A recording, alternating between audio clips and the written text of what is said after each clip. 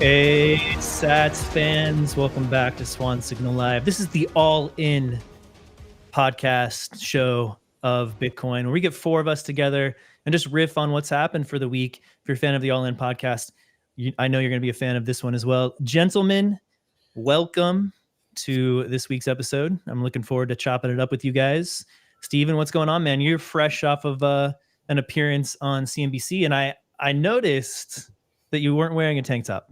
I know they have a dress code on the mainstream stuff, and okay, you do what they ask. But yeah, it was great, kind of going on there yesterday and talking with CNBC. And there's another piece dropping today. I don't know exactly when, but we actually did two. The second one is kind of interesting because the interview was more like, what is the Bitcoin maximalist's perspective on what's happened this year? So I think you guys will enjoy it when it comes out, which I believe is today. We've got a clip of it too, and we'll play it later. John, what's going on?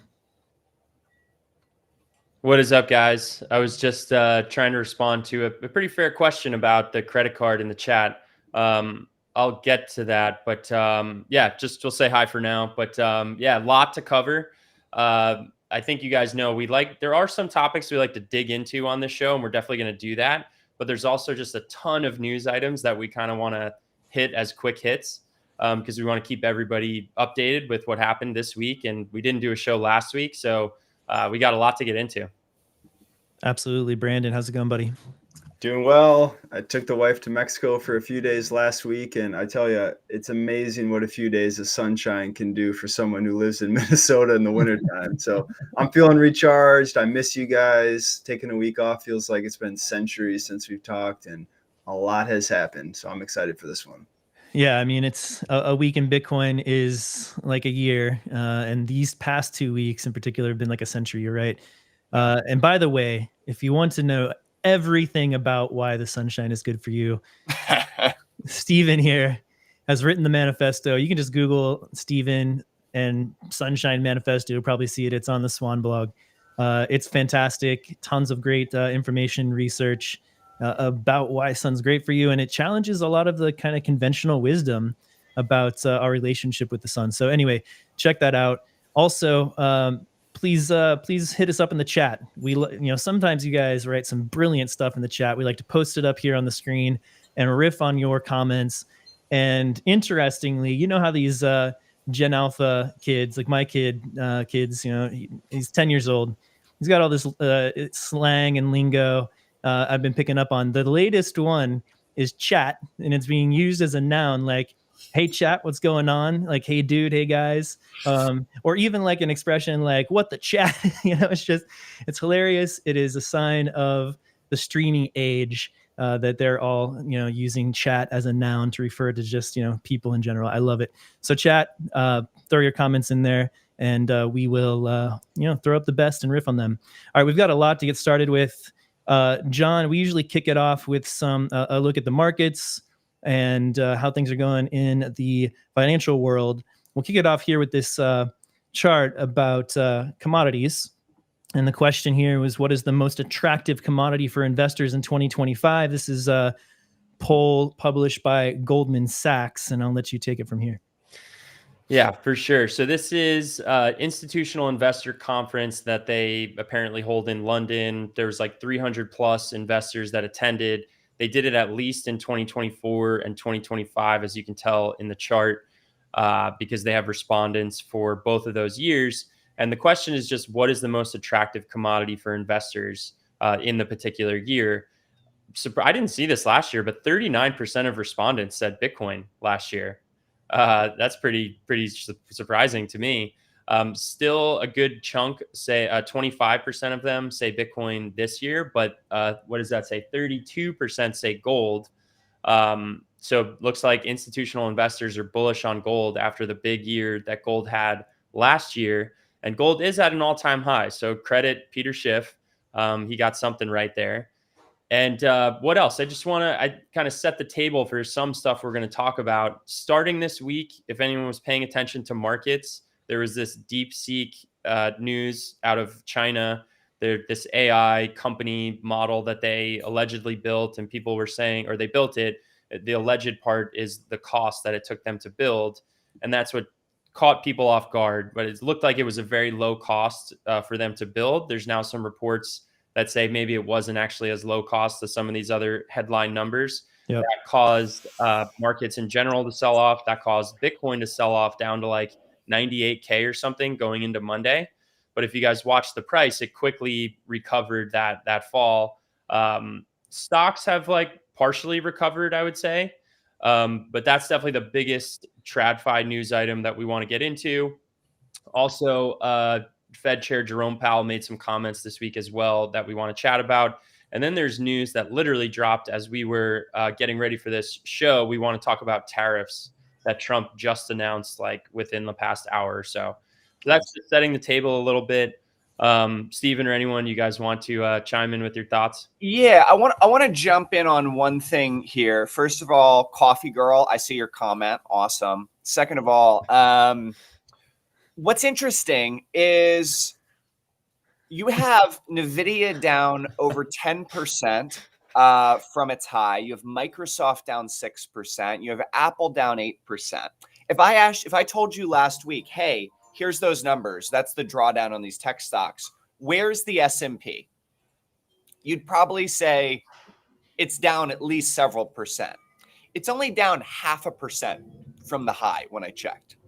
And so it's been this really interesting reaction where you saw these huge sell-offs in tech names, primarily driven by the DeepSeek news, which we'll get to, and I have a lot of criticism about. But really what happened is there was a positioning rotation, right? Where people kind of rolled back their exposure on those tech names and they scaled into other names, whether that was energy or utilities or industrials or whatever else. I don't know the exact breakdown. And so the S&P remains at, barely off the highs, even though you've seen notable drawdowns in the biggest names. I think let's just talk and set the table on DeepSeek a little bit, since Steven, you've got some takes on it. But this is a project that's come out of China, and there are a couple of innovations here that really increase the efficiency of AI models, large language models. And the first one is called chain of thought reasoning. The second one is called mixture of experts. Mixture of experts one is, I think, the most impactful, and that's effectively saying, instead of having this, one brain, and you're searching through all of that to get the answers, which requires tons of computing. It's like, a super smart brain, like an Einstein. As opposed to that, you've got a series of a lot of experts in various subject matters, and so imagine dozens of I don't know, really smart people in their specific field, right? And the question will then be routed to that specific brain that's trained on that, that subject matter. And that has, drastically decreased the amount of computing needed to compete. And that model, the DeepSeek model, is just as powerful and performs just as well as O1, as ChatGPT O1, which is and was the former leader in the field. So what this means was, and why the markets reacted this way, is these companies have spent hundreds of billions of dollars buying products from NVIDIA mostly, and building these massive data centers to power these large language models, which are all general, right? And now with DeepSeek and these two new techniques, you don't need all that power anymore. And it's, it can run on devices. You can run it locally on your phone, for instance. It's not as powerful as running it in the cloud on their servers, but it's that much more efficient. So these companies who have spent hundreds of billions of dollars building out these huge data centers might have overspent. And what's interesting to me is it seems like that should have been expected, right? Like this kind of innovation in terms of efficiency, computing efficiency to accomplish the same level of intelligence should have been seen. This is what happens in tech, right? It just gets more and more efficient. You start decreasing the needs of computing power in this case by orders of magnitude over time with innovations like this. So I think it's really interesting, and it's a new standard, and there's a whole area now to explore with just these two new innovations and how the large language models process questions. So I agree with you on the innovations here, that there were some foundational advances that this team out of China made, and DeepSeek, like you said, it can run on less hardware locally. Its cost per query is down a lot. But I think what particularly threw markets into a tailspin was this idea that they did it for $6 million, right? And so that was the number that came out and said, hey, we built this model for $6 million. And in a world where like Trump just announced that OpenAI and SoftBank, they're doing Project Stargate, and it's going to be $500 billion, there was this fear around like overinvestment, and that all of that CapEx spending not only is partially wasted, but everyone's just over their skis. And so the US equity markets get spooked because a lot of that CapEx has been driving the S&P higher, kind of AI optimism. And I was skeptical of that from day one. I had two major kind of criticisms of the reaction to the DeepSeek news. One is I didn't believe the numbers. That I don't believe what China is saying. There are export controls on China. They're not allowed to come out and say, hey, yeah, actually, we got a hold of $1 billion in chips that we weren't supposed to have. So even if they had them, they would not be able to say that. So I think, A, I don't trust them because of the export controls. And B, it's in their interest. Like if you're China, of course you want to come to the market and say, hey, I built a better AI than your best lab on 2 potatoes and some shoestring. Yeah, of course, you sound like geniuses, and then everyone freaks out. The same thing happened in the Cold War with Russia, where the Russians signaled that they had this advanced plane that was better than the U.S. plane, and then the U.S. panicked, tripled the budget, and built an even better plane. And it turned out the Russian plane was fake. Obviously, I'm not saying DeepSeek is fake. It's obviously a great model. Some people like it better. And so today there comes out a report that says, actually, it was over $1 billion, which is, that's a reasonable amount to spend. And they did have efficiency gains. Yeah, that $6 million was just the training cost. Correct. They've been working on this for 4 or 5 years. Correct. You can go back and see. Yeah. So that didn't include any of the R&D basically. And it's obviously far more than that. Yeah. Or the cost of buying the hardware, which is a huge part of it. It also doesn't separate out the training costs from the inference cost. And so training is when you're building the model. But like when you go on OpenAI's website, you go on ChatGPT or Claude or whatever, you're pinging their data center and it's doing computation. That's inference. And so that's not included. You have to actually run these things. So that was one problem. I'll be quick here. And then my second issue, you've probably heard this term thrown around by now, is this concept called Jevons paradox, right? When computers became more efficient, did we use more computers or less computers? We used more computers. Right. Computers got 10 times more efficient than they are here. What would we do? We'd put computers on fucking everything, just even more computers. And it's a similar thing. If you get a 10x efficiency gain in your hardware, what are you going to do? You're still going to use the hardware. You're going to use more hardware. It's just going to be that much more powerful. AI everything. More chips, And in that sense, it was actually bullish. And so what happened is the market got hit with an upside surprise saying, hey, AI is progressing faster and quicker than we thought. Well, actually, that's a bullish thing. So it was, anyways, those are my criticisms with the reaction. That was the earlier kind of the price movements earlier in the week.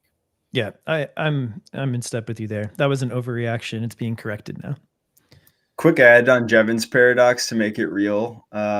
Traffic. Okay. People are pissed that the main highway in your city is too busy. So the city's like, okay, good idea. Let's double the highway. So now instead of 3 lanes, you have 6 lanes, right? So traffic should be half as good, right? Nope. The paradox strikes again. Because the highway is bigger, fewer people carpool, fewer people bus, and you're back to equilibrium on the highway with the same traffic, just fewer people on the bus. Yep. And that paradox shows up everywhere. Yep. Absolutely. Let's talk tariffs. There's a lot of people in the chat. This just happened. It's obviously impacting the market right now. So just the announcement for anyone that isn't up to speed on what happened in the last hour, there was a news report out of the Wall Street Journal earlier today saying the tariffs on Canada and Mexico had been postponed to the end of March. People took this as like, oh yeah, it's a negotiating tactic. We have nothing to worry about. This is like the second time this has happened in like a month where the Wall Street Journal runs something like this. And then the Trump White House comes out and says, no, that's wrong. Like your source doesn't know what they're talking about. So then they come out and contradict it and say 25% tariffs, Canada and Mexico tomorrow, and 10% China tomorrow. Justin Trudeau has signaled that his administration will retaliate Trump's tariffs if he imposes them tomorrow. Trade war, here we come. So this apparently it looks like he's already out on national television in Canada to respond to these tariffs. Yeah. And so obviously that, and so it's interesting because you get this like, and actually a similar thing happened with DeepSeek. The DeepSeek model launched 4 weeks before the market had a reaction to it. Is honestly a little surprising to me because I thought the market had already kind of digested that news. And it was a similar thing with this tariff news. Like it's apparent from positioning that the market didn't really believe Trump. They didn't really believe that he was going to do this. He didn't really believe that he was going to implement these tariffs. And so you got a bit of a surprise when they did. Now, I'm going to be honest, it isn't that big of a move. So, that might also explain some of it. But it definitely people are, I think, coming to face with that he's serious with the tariff policy. Now, does that mean that like concessions can't be made with Canada? Does that mean that people can't come to terms and those can't get rolled back? Of course not. And, that probably will happen in some way at some point. But it also wouldn't surprise me to see a global baseline tariff, maybe 5% or 10% that the U.S. does put in. I'm in the camp that these will at least partially be used as a negotiating tool for certain ends for the Trump administration. And one of the things that Reuters is reporting on, again, this is very new news. So outlets are just responding to it. Markets are just responding to it. And it takes time for people to digest this. But one of the things they said was that actions to curb fentanyl trade and illegal immigration may earn a reprieve from these tariffs. So I think if anyone thinks like, oh, tariffs are slapped on, that now they're on for the next 4 years, like it's a lot more complicated than that. 100%. It has a clear fentanyl target. And so some people were a little confused. I have a friend of mine who is he actually put on a lot of positioning in financial markets that they would not get applied to Canada. And his reasoning was like, it doesn't make sense. Like Canada isn't a fentanyl issue. Going back and forth with him, I ended up doing some research on this. And so the challenge is that international kind of crime syndicates have been increasingly rotating to Canada, and that it also serves as a shipping location for precursor chemicals. Now, the question that's up in the air is how big is that really? It's certainly not as big of a problem as Mexico. That's where most of it's coming from. And so there's some confusion here, but it does seem like the Trump White House is looking for something related to fentanyl cooperation. I got to assume Canada is just to get another state for us more than fentanyl. Yeah, well, he's still talking about that. It's like you can dodge the tariffs if you become a state. Plus, you don't have to worry about military. Plus, you'll get massive tax cuts because you're way overly taxed in Canada. Like he's just still. That was a week ago. I saw him on a press conference say that, but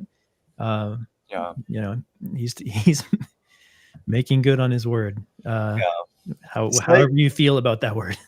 Yes, slight tangent here. My thought on the future is that if we're going to get off of China a little bit as our manufacturing base, Vietnam, Bangladesh, et cetera, and move it closer, let's say Mexico, I think we want to have Mexico economically benefit in a huge way over this next decade and consider them our low-cost manufacturing partner. And so, yeah, I think priority one in the short term is get the border under control. But I do not want to see a world where we're super antagonistic with Mexico. That's a world where our prices go way up, right, as individual consumers in the US. Whereas if we manufacture most things in Mexico, we might have this thing where Mexico's middle class goes up, the border is secure, and we still maintain relatively low increases in goods. Yeah, I'm with you 100% on that. I agree fully. I think a stronger manufacturing relationship between the US and Mexico is extremely beneficial. But what has to precede that is the gangs. The gangs have to be handled. And that's what comes first. And it's been a challenging situation where we've not been able to make much progress. And I think some of this hardline approach is saying like, hey, it's time to get, the cartels under control. And so we'll see, because if you can clean that up, then we can have a very prosperous relationship with Mexico. 25% tariffs on imports from Canada and Mexico and 10% tariffs on goods from China effective on Saturday. Yeah. There you go. And I'm looking at the S&P right now, right? Oh, and we haven't talked about Bitcoin. Like Bitcoin reacted to the S&P news. Bitcoin, the thing to understand, people, is that people own a portfolio of assets, right? Like most people, they're not like 100% in Bitcoin. They have some Bitcoin though. Not most people have some Bitcoin, but of people who do hold Bitcoin, for most of those people, it's a percentage. And so like, let's say you're 80% in index funds, US stocks, and you got 20% Bitcoin. If you get spooked, right? You see the tariff news, you're like, oh my God, I didn't think he was really going to do it. And this could be bad. There's fears that it'll be bad for the stock market. You start trimming your positions. You start, well, I could obviously sell down some index funds, but maybe Bitcoin's more volatile. I'm going to sell some of that too. Anyway, so it's not a critique that it trades together. It just signifies that people own they own it with other assets, and when they get surprised, they kind of take a defensive posture. So Bitcoin traded down on that. That's what happened. It's down a little bit right now too on the tariff news, but not much. 1025. Yeah, I mean, it's nothing crazy. But I was saying that just to explain, like, looking at the S&P right now, I mean, it's basically flat on the day. It's literally about to be exactly where it opened up. Now, it was up 0.8%. So, it is down 0.8% from the news, but it's already recovering and it's going back to, it'll be green shortly. So it's not too extreme of a response. And as always, Bitcoin's a little trigger happy, and that might be because people are levered up. Just one more quick comment on this one. I think it's important for everyone to remember that the starting point here, it's not perfectly free, no tariff trade. Like there are a bunch of tariffs in place between the US and other countries in both directions already. Yeah. So just a real quick anecdote. Years ago, my prior career, when I was still at Goldman Sachs, we had a meeting. It was when Trump was first taking office, and people were basically saying to this external speaker who had, kind of more insight into tariffs than we did. And they said to him, they were like, all these agreements, they're called free trade agreements. But then when you look behind the cover sheet of the free trade agreement, it's like tariffs everywhere. And he's like, yeah, they kind of call it a free trade agreement, but it's basically them just agreeing on what tariffs they're going to charge each other. So it's a very misleading name. Like we don't really have this concept of very free trade. It's like negotiated trade. So I just would want everyone to remember that tariffs already exist. Trump is maybe taking it to another level for sure. But just remember that that's what the starting point is here. I'm going to look this up specifically and get the numbers. It should be interesting. But I agree with you 100%. And we've had tariffs. Trump put tariffs in place in his first term that have stayed the whole time and didn't. The fear is that it'll increase inflation. It didn't increase inflation. It raised revenue. And like the interesting thing is like there's some people they're against tariffs because it's an economic distortion. Oh, you're like putting this like false pressure on the market. So is literally every other tax and every other government action. Yeah, there's like no free market. Like it's so. I mean, never had a free market ever in the history of the world. income tax is that. Yeah. You know, you can't like hate one and not the other. Like if you want to say like, hey, yeah, the government shouldn't put its hand on anything. Well, sure. Like, you know, that's obviously on a market's perspective going to be optimal. But, you know, whether the government wants to raise revenue via tariffs or via income tax, or, I mean, you know. I mean, that Jeff Booth is, you know, saying that we are in the beginning of the first ever actual free trade era in the history of humanity right now, because we have a money that cannot be corrupted by human beings, and that is that interference with the money is by definition interference with the market. Guys, do you want to hit Ray Dalio? I think we can probably skip it. I know you wanted to, Brandon. I think we can skip that. I was going to say the other side of the protectionist argument, which is that tariffs, essentially, if we allow globalism and free trade entirely in the world, it's the manufacturers are going to use the lowest cost labor, which means all of our jobs leave and they consolidate and they hop around to low cost labor. You drag those countries out of poverty, but you give up our local jobs. So we get cheap goods and we lose our jobs. And so there is an argument for protectionism here. It does distort markets, but at a certain point, America should be looking out for America. And I think that's part of the equation here. It's part of the equation. Let's skip Dalio. Basically, Dalio is just saying he owns some Bitcoin and a bunch of gold and some Bitcoin, and you know, there you go. That was it. The clips that we're going to show from David Freeberg, who interviewed Dalio. So you can check out that interview if you'd like. Of course, Ray Dalio is you know, famous investor from Bridgewater. I've got some of the tariff numbers here. I finally was able to get them. So this is actually super helpful, and I'm glad John brought this up. So in the EU, we pay an average tariff. This is the US selling goods to other countries. It's like what we're trying to do to other countries. This is what's been done to us.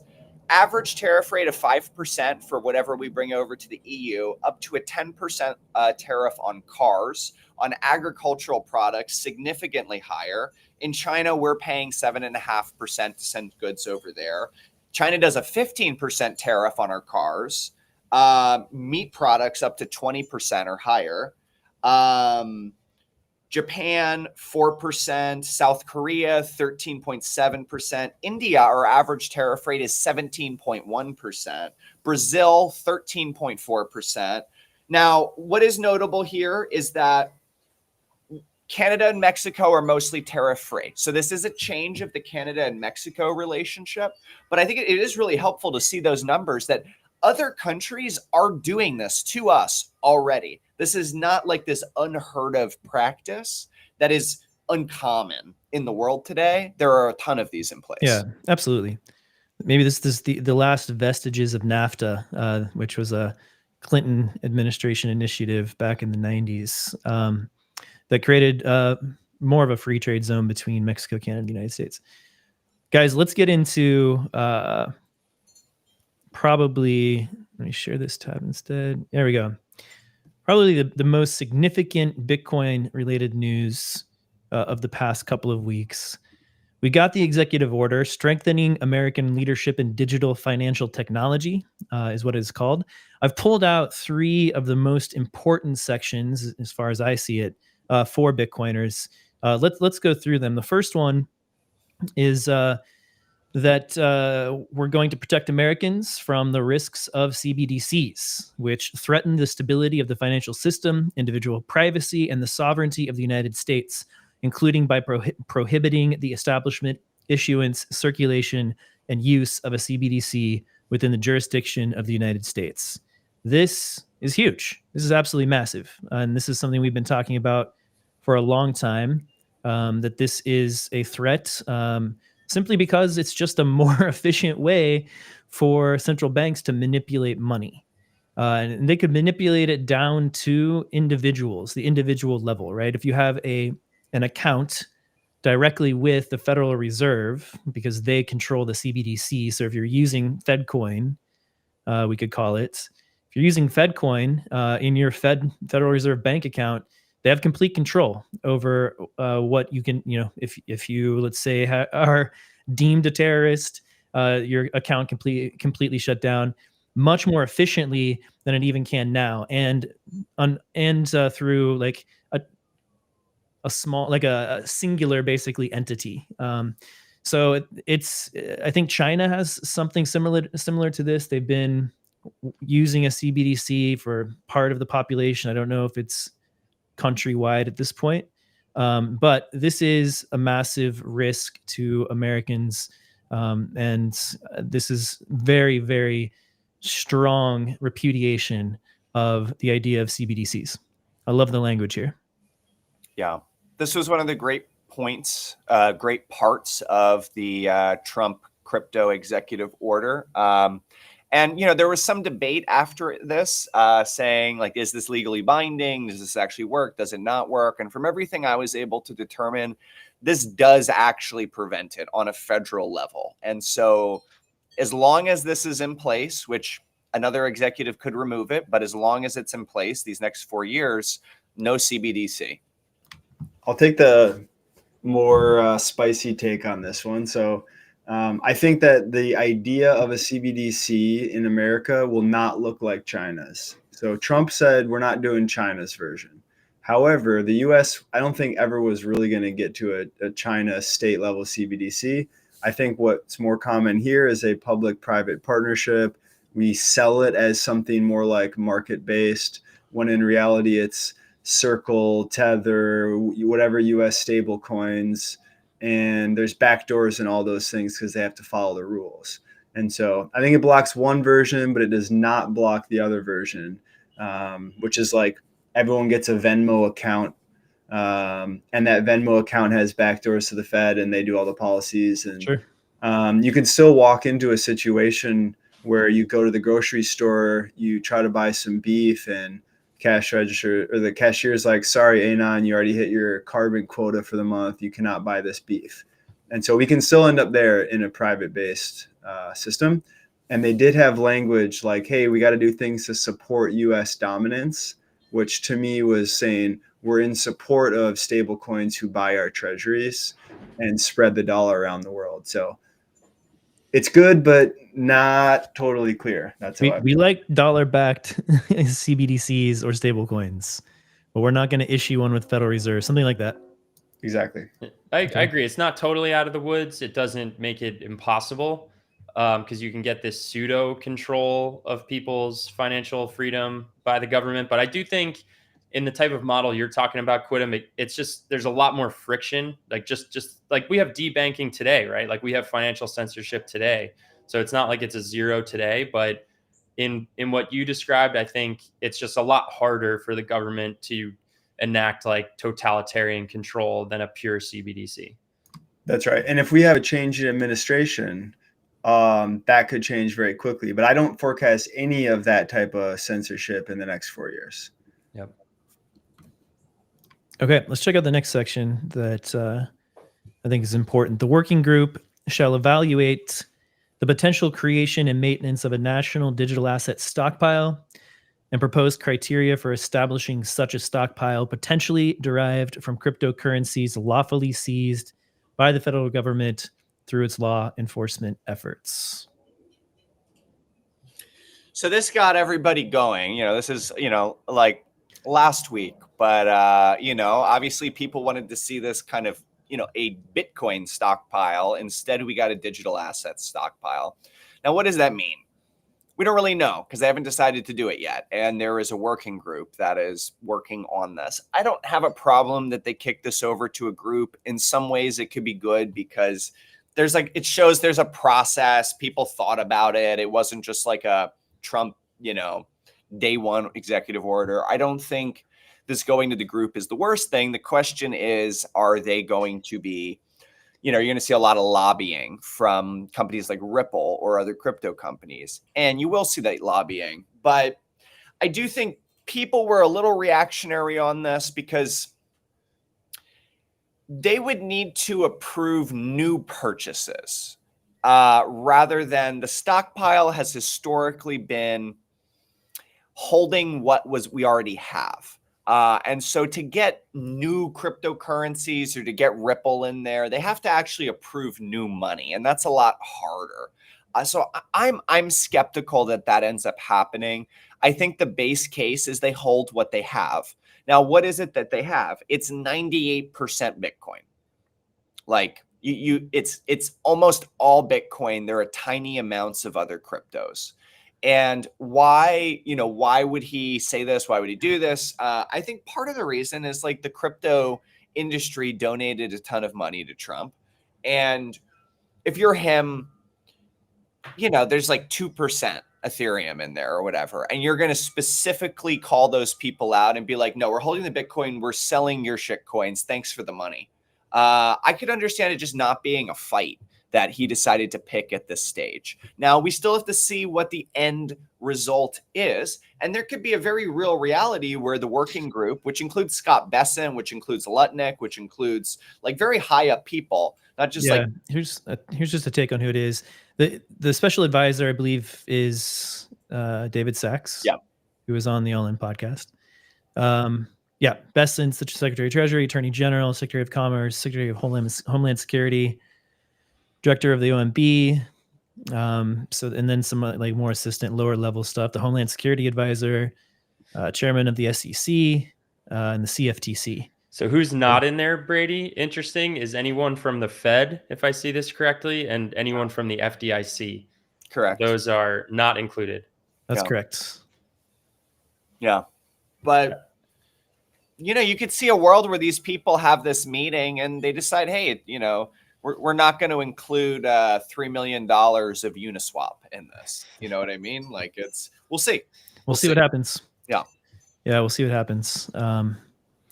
It looks like we're going to get something. It's not guaranteed at this point, but there's some very pro Bitcoin, very smart people who are heading up this commission. So I would love to be a fly on the wall during these meetings. And to be clear, they're also all pro shitcoins. Sachs, Trump, everyone else involved. Not a single person Sachs on is that a list. Solana OG. He's shilling it hard on his podcast. Oh, Trump, as of 1 minute ago, he is signing a new round of executive orders, by the way. So we're getting more of these things. He's going for 210. He's going to get that meme number. I don't even know how many he's signed now. I think the previous record in the first 100 days was 30 something by Biden, and he has absolutely crushed that. On day one, he crushed that. Sure. So he is definitely exercising the powers of the executive branch. In many ways, the way I view what he's doing is like he's just coming in and throwing everything at the wall because there's just not enough. Like the coordinated response to him is like you just can't go in all these directions at the same time. I think the resources are stretched too thin, and so he's just like inundating, with these executive orders, policies, and moves. Can I just make a quick comment that I thought was funny? I feel like Bitcoin Twitter, we kind of, as a whole, convinced ourselves into a very binary outcome for this EO. We were like, either the EO is going to be a Bitcoin reserve and, they're holding everything, or like it's going to be nothing. And I didn't see a single person speculate to say, hey, what if the EO is him tasking a group to look into this over what ended up being a 180-day period. So I feel like we also just look at ourselves a little bit and say, maybe we should have taken a few breaths and thought of other outcomes that could have happened here. Yeah, guys, we're all subject to the animal spirits as well. So 100%. Check yourself. Well, you can try. It's not going to happen. With this 180 days rolls around, we're going to be saying the exact same thing as we were 30 days ago. All right. Last piece we're going to look at closely here. This is maybe the most important in my mind, just as a Bitcoiner. Protecting and promoting the ability of individual citizens and private sector entities alike to access and use for lawful purposes open public blockchain networks without persecution, including the ability to develop and deploy software, to participate in mining and validating, which means running a node, to transact with other persons without unlawful censorship, and to maintain self-custody of digital assets. This is huge, right? You can develop without any threats upon you. You're free to do so. You're free to mine. You're free to run a node. You are free to do so without unlawful censorship and to maintain self-custody. Huge, massive. These are the basic rights of Bitcoiners enshrined in an executive order. This is very bullish to me and just clear and plain language.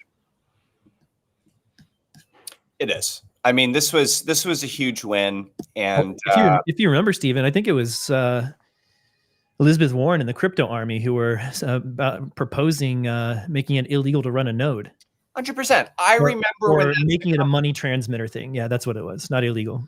I remember when one of the main conversations I was having with clients was, do you think the government's going to ban self-custody? There were a few points throughout 2023 and 2022 where that became a real fear in the market. I was always a little more skeptical that was going to happen. But I remember when there were bills that didn't seem likely to get passed, but it seemed like there was a real push at that. And so it's amazing to come from where we were 2 years ago and now have this executive order saying we're going to protect this right.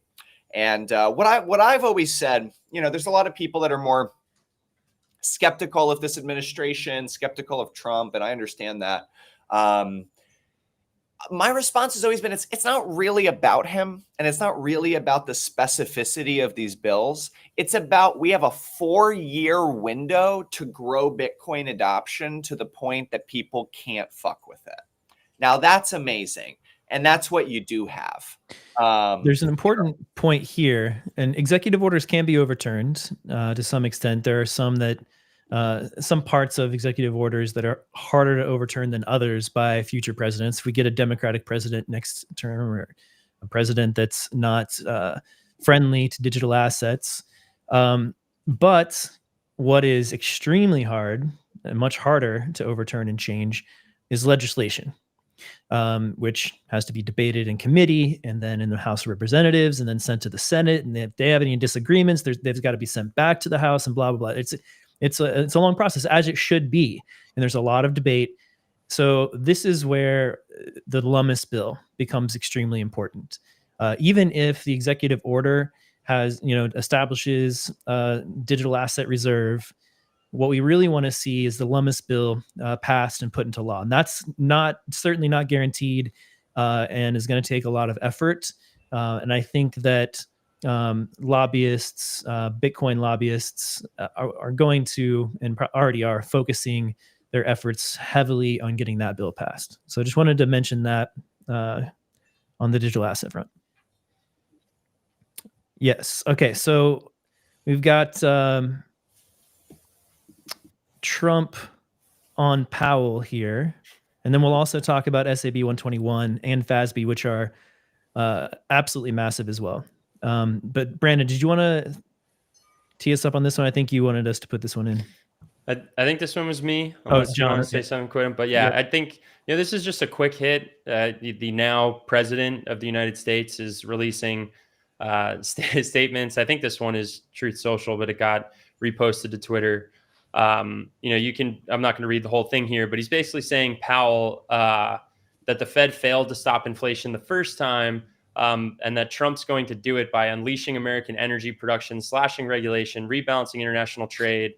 It goes on and on and on. But basically, Trump is not really going to, he's going to pressure the Fed to act in certain ways. He's not going to want rates to be very high throughout most of his presidency.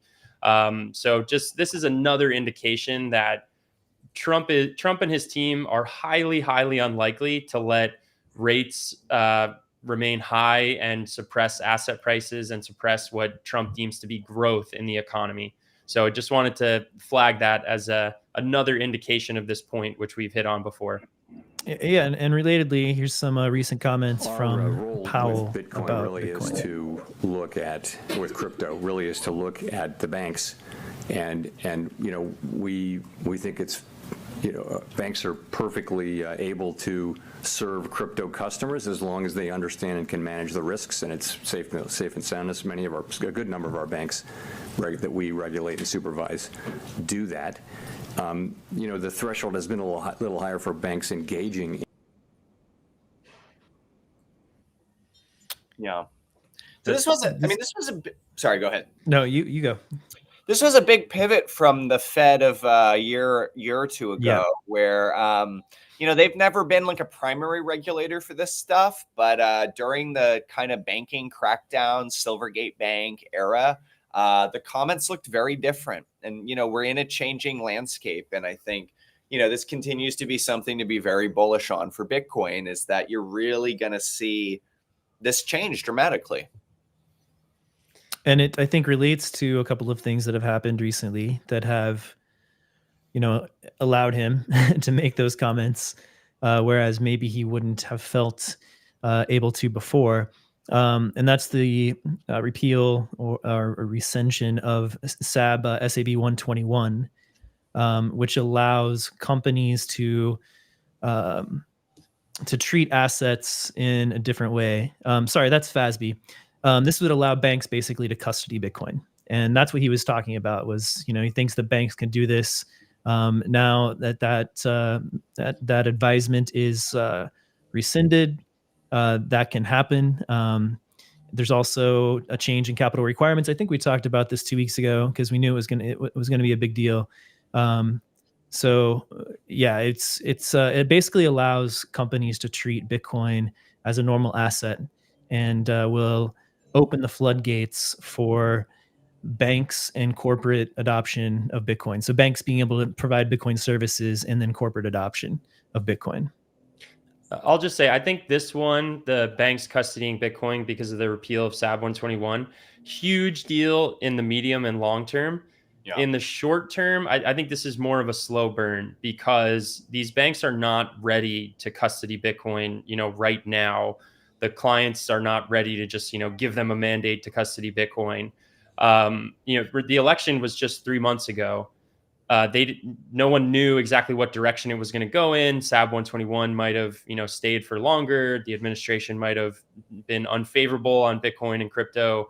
So the banks, some of them have been preparing for this slowly, but I think they've just gotten the green light to do it. And it's going to take them some time to actually offer this.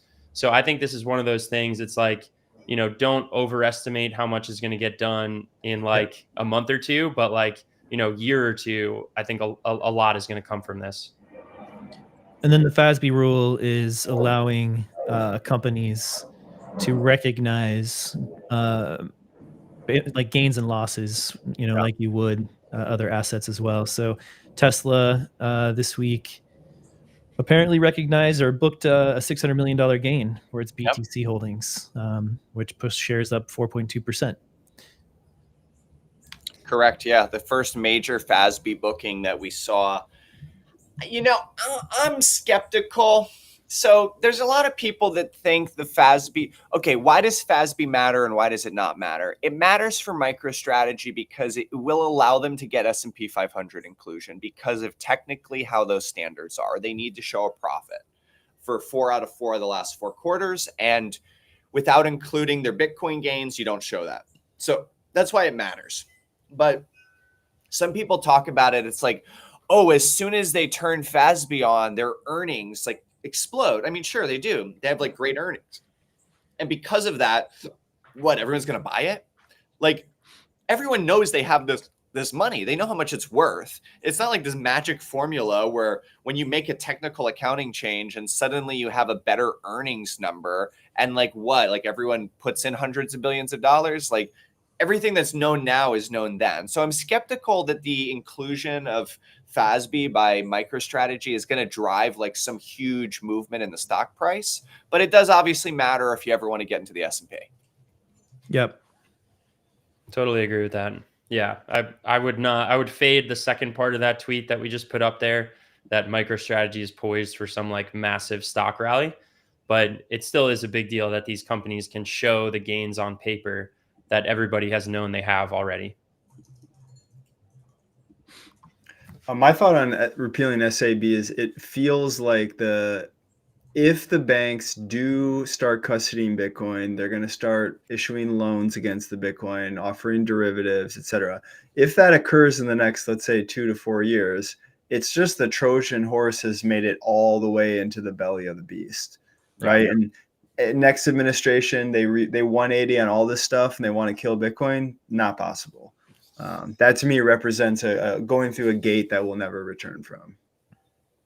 Exactly. And that's the entrenchment I was talking about, of just like, that's the goal of these last 4 years. It's not like, oh, Trump's going to save Bitcoin or something. It's just that we have a really great 4-year window to take a ton of territory. And if you take enough, like, it's game over.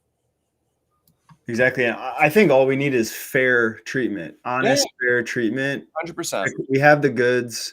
We're right. The market wants it. If you just don't unfairly press your finger on the scale, Bitcoin wins in the fullness of time. This type of action pulls the future forward, right? But all we need is, like, you can run a business in the industry and don't break the law and you're good to go. And all the basic fundamentals like self-custody nodes, send transactions, whatever. That's all that's needed. Absolutely. Sorry, I was muted, but I wanted to just shout out a funny tweet from Rob Hamilton.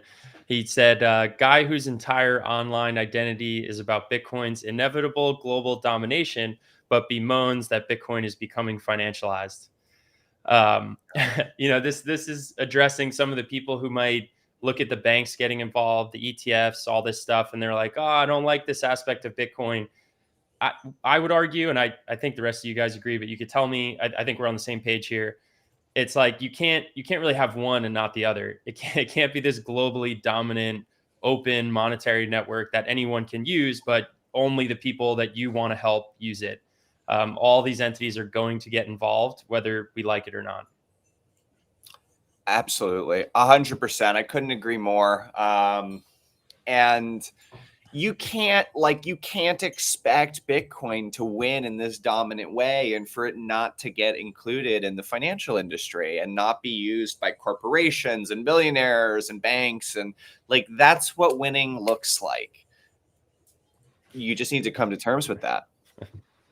Another huge one, guys, that we didn't even have on the docket is BlackRock's filing for in-kind redemptions in their ETF. Which is huge. Basically just means when someone sells IBIT shares, they can receive Bitcoin instead of the dollar value of the Bitcoin they're selling. What I saw on that, Brady, was, if you guys can correct me if you saw otherwise, I thought that was only going to be for like larger institutions, maybe even the authorized participants. Did you guys see that? Yeah, I haven't, this is why I wasn't on the docket, because I haven't looked at it thoroughly yet. But it was definitely notable, and I wanted to make sure that we got it into the show. Let me see if I can. My interpretation was that it won't be available, at least in the next iteration, for like the average ETF holder. Okay.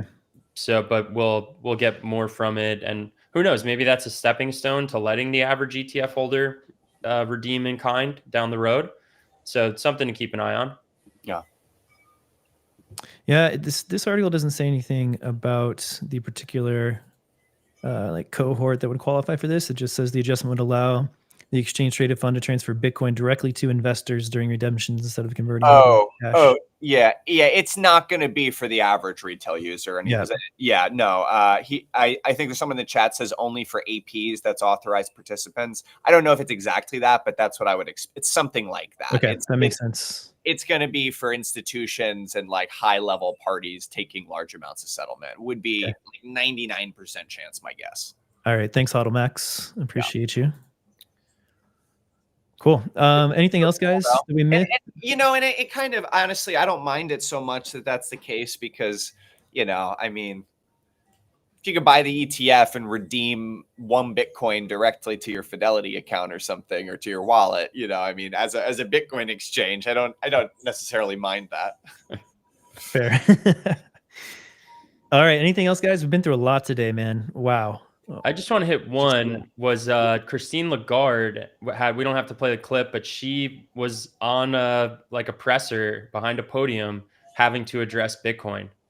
That she was not putting it in a positive light, shocker from her. She was basically saying that she doesn't see it becoming a reserve, I think central bank reserve, anytime soon was her comment. But have perspective here. Christine Lagarde is being forced to answer questions about whether the ECB might hold Bitcoin as a central bank reserve asset. That unthinkable just a few years ago. Yeah. Bitcoin will outlast the ECB and the EU. I've got to pull up this tweet from Anil. Aides to Elon Musk were just charged with locking government career staff out of computer systems at personnel agency. Whoa, I need to digest that headline. I've got a lighthearted one to wrap up with here, or towards the end, is I went on to Facebook and I checked the crypto groups, which I was a part of in 2017, and everyone is just mad in there. They're all talking about Ethereum and Cardano and whatever altcoins. When is alt season? Why is Bitcoin outperforming? You go to crypto Twitter, they're all complaining when Bitcoin's pumping too. So it seems like the whole industry thought we were going to just run back the same alt season cycle, and it seems like the market's not giving it to them. So if everyone's underweight Bitcoin in the industry, do we expect them to capitulate, bend the knee to come over to Bitcoin, or just slowly bleed out? Anyone have thoughts on that? I think it's interesting that if I was going to try to design a scenario where there was like an alt season, I feel ridiculous even using the term alt season, but if there was going to be one, like if I was designing it pre the election, pre early November, I would have been like, all right, Trump gets elected, David Sachs gets appointed crypto czar, and people like that. I thought this would have been the scenario for alts to rally. And so they've kind of gotten a ton of positive developments, and it still hasn't happened. I don't know. They could latch on to some sort of narrative in, headline drops and Ethereum pumps or something like that. I'm not saying that's impossible, but if it hasn't happened with the developments of the last 3 months, man, I would be nervous. I feel like you're running out of positive things. You 100% are. It's been remarkable, the divergence between the crypto market and Bitcoin. I mean, never seen it quite like this, and especially if it continues a little bit longer. All right, I got a fun one. This is from our friend Anil, who does great Bitcoin education stuff, but here's the adoption curve. The innovators, the early adopters, the early majority, late majority, and the laggards. It's usually the laggards. That's the play. It is so good. Yeah, I will just hit on this from Michael in the chat. I think what he said, what do we think of the odds of Bitcoin equities taking a lot of the alt season momentum? I feel like that is a big factor. Like people have a desire to speculate. I won't say gamble here, but they want to own something that could go up like a ridiculous amount in a short period of time.